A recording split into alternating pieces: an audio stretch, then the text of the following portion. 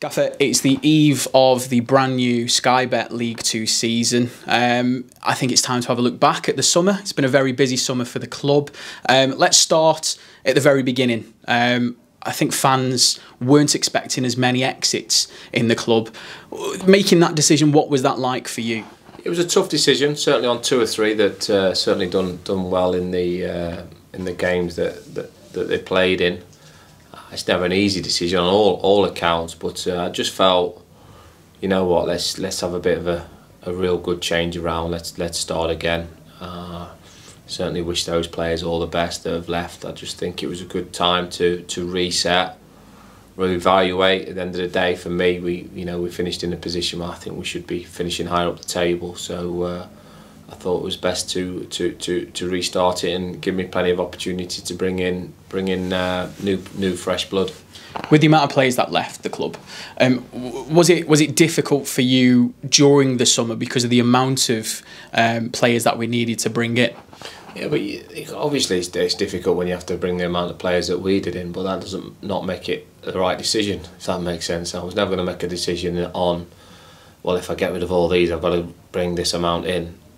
For me, it was about trying to make the right decision, and I thought that was the right decision, that we started afresh. If we stay on the recruitment for the time being, it's the first time, I think, in the club's history where the recruitment has been so well scrutinised in terms of how many players we're looking at, how we're looking at them as well. We've had, I think it's called the Situation Room, where Flickers and Tommy Johnson kind of spend the majority of their time looking through a load of things. How easy has it been for you to have them guys on board to help with that recruitment process? None of it's easy, to be honest with you, but they've done a fantastic job to drawing up the list, and the work they've done when we've arranged the meetings with the players, the meetings they've put on, and the plan and the prep work that's gone into that to sell the player.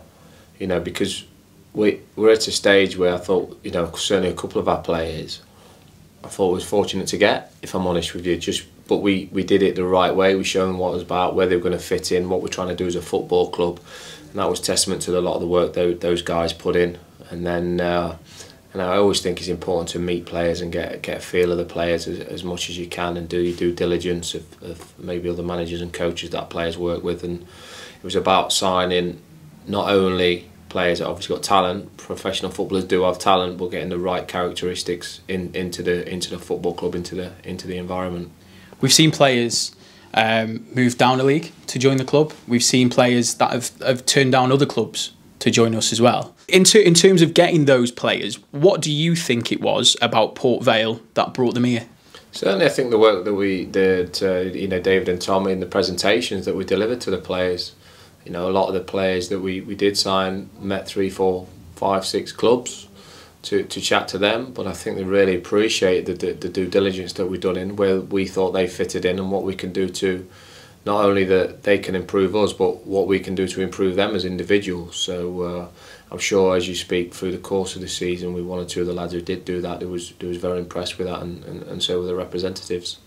With the players that we brought in, as a whole, without talking about any individual, how can you describe the group of players that we've brought in? I think it's 21 contracted players we've got. I think 20 contracted, one loan signing. But I think they've got attributes that certainly fit, not too inexperienced, not over the hill experienced. I think we've got a decent balance within there. I think we've got flexibility within the group to be able to change. We don't want to be bogged down with we're going to play one way and one way only. I think it'd be very arrogant to think that we're going to be the best team in the league and let everybody else worry about us. There's a lot of teams challenging for that top 7 spot. Probably most times in League 2 there'll be 15, 16 that think they should be there and want to be there. So, and we've built a group together that's, like I said, flexible, hungry, and willing to try and kick the football club forward. What's your message to the players specifically going into the season? Win. Treat every game as it comes along. Reset after every game, win, lose or draw. But the game's about winning, isn't it? it's about winning, and then if you win more games, you achieve your goals, and that's the way we're working. But we're working on a game by game basis. I know people want to hear beforehand, well, we're going to do this, we're going to do that. No, we take care of the next game, and that's Northampton. And then we take care of the next one after that. So it's going to be a boring old cliche that you hear from me time after time. I've managed teams that haven't got off to great starts. I think when I was Bristol Rovers manager, we had 9 points after 9 games, and we finished on 85 points, which would have won the league last year. So it's not always about how you start.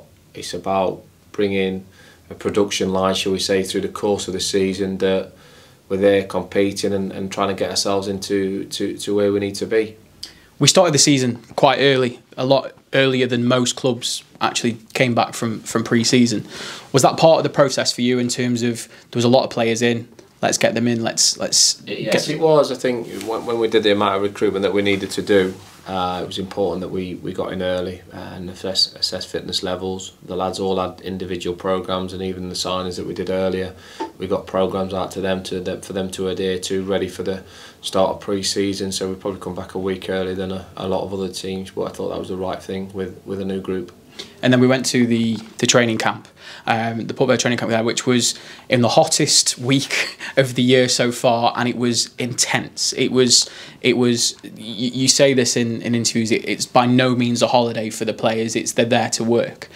In terms of that, did you get out of that training camp what you wanted from the players? Yeah, certainly did, and very appreciated of the board that allowed us to do that trip, because the facilities was absolutely outstanding. Really outstanding, and if you've got good outstanding facilities, you can do your best work, and we was able to do that. Treble sessions most of the times, a lot of detail going within the week, a lot of fitness going into that week, so we were very appreciated to be able to do that. And certainly with a new group, getting away, get them gelling, team bonding. We had at evening times we had table tennis and pool tournament starting, a few quid for the winner, and just bringing that spirit together. We did some motivational talks and meetings with the players, getting to know them a little bit individually, group, collectively, some open and honest discussions. So a lot of things went into that week, which was a good week for ourselves. You touched on there the team bonding side of it. How important was it for the players to have that time when they weren't on the pitch, that time together and